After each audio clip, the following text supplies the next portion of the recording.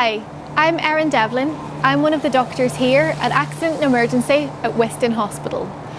You've probably got a good idea about what goes on in here, and no doubt you've seen the headlines about the long A&E waiting times across the country.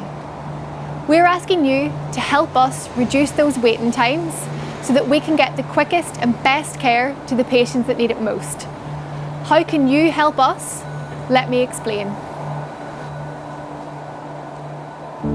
This is Whiston Hospital, home to the busiest A&E in the region.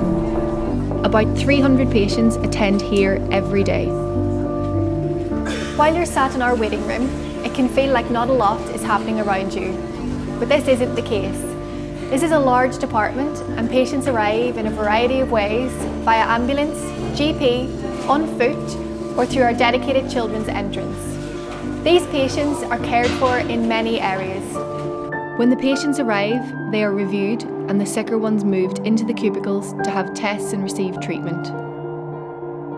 The less sick ones are moved to a different area where they get seen in order of need rather than time of arrival.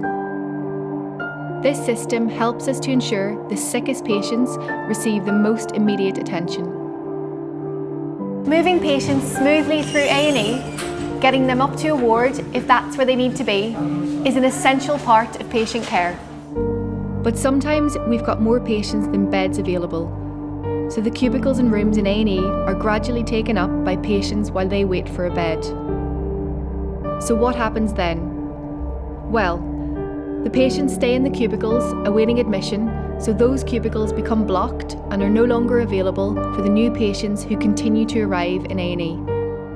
And eventually, the whole place fills up, so that when an ambulance arrives, there's nowhere to hand over their patient and they must wait until a space becomes available.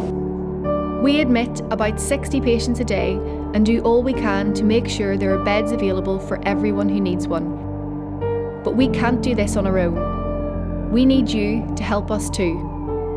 This is an acute hospital, which means we provide a high level of medical care for those patients who need it most.